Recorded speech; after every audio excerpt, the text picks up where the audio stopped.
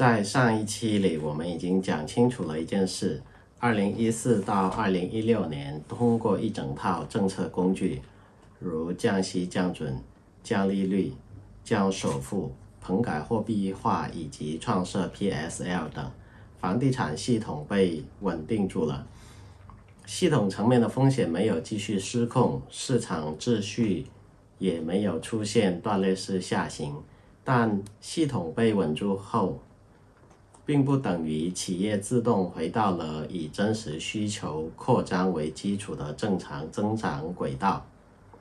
真正需要被解释的问题是，在一个房地产不能自由下行、需求基础又没有真正修复的环境里，房地产企业是如何继续运转下去的。这一期我们不讨论政策本身，而是聚焦一个更具体的问题：在托底已经发生之后，房地产企业的运行逻辑发生了什么变化？2015年之后，房地产市场开始在部分城市出现了回暖迹象，成交改善，价格回升，市场情绪修复。但如果从企业运行决策的角度来看，这并不意味着行业重新回到了以真实需求持续扩张为核心的增长状态。企业面对的现实约束并没有消失，需求并没有整体恢复，而是改善型需求和新增购房需求之间出现了明显分化。区域之间差异明显，如1线、强2线和3、4线城市的差异。政策目标以系统稳定优先，而非以市场效率最大化为唯一导向。以前企业可以先考虑扩张，后续融资往往会跟上，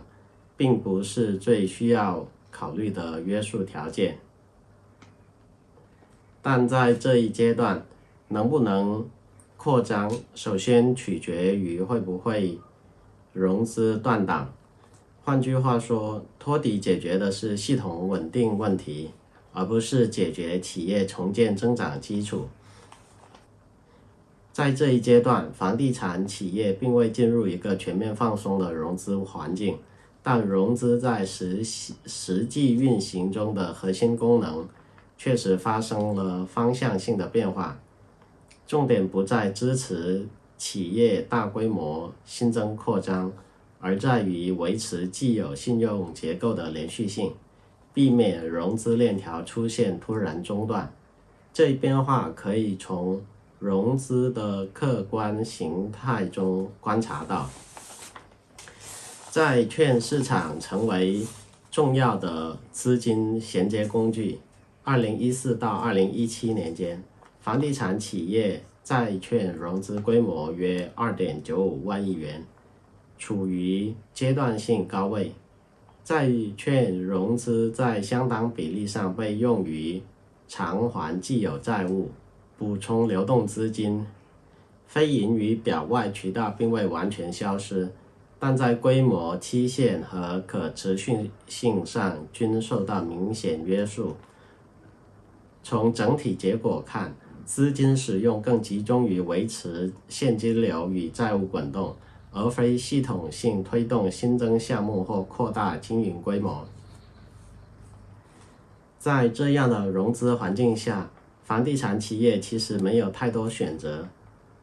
他们的运行逻辑开始发生了一个非常现实的转变。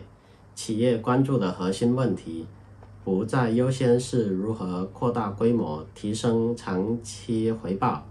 而是转向更为基础的生存判断：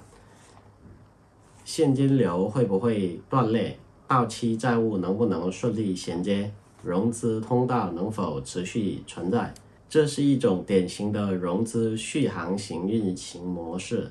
企业以维持融资与现金流连续性作为首要运行目标。在这种模式下，经营决策更强调短期稳定，项目与投资节奏服从现金流安全，扩张行为本身必须建立在不断档的前提上。当企业的首要目标转向不断档，新增融资的直接用途自然集中于既有负债的衔接与现金流稳定。在大量企业采取相似行为的情况下，在行业层面的结构性结果逐步显现，总体杠杆水平难以下降，低效主体退出节奏明显放缓。行业结构并未在这一阶段完成实质性调整，这并非单一企业的选择结果，而是大量房企理性行为的聚合结果。这也意味着原本应当分散释放的压力被整体推迟到了未来。当整个行业进入续航优先的运行阶段，企业之间的竞争变量也随之发生了重心转移。竞争不再主要由以下因素决定，如产品差异、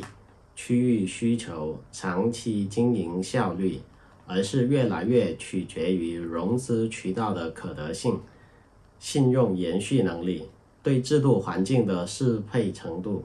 这并不是说经营能力本身不再重要，而是意味着在一个以稳定为优先的制度环境中，能否保持融资与经营的连续性，正在成为经营能力发挥作用的前提条件。回头看2015到2019这几年，房地产企业之间的竞争并没有减弱，只是竞争的重点从谁更会扩张转向了谁能不断档活得更久。当竞争以这种方式展开，行业最终会走向哪里？下一期我们再继续聊。谢谢你观看我们今天的节目，请您点赞订阅我们的频道，我们下期再见。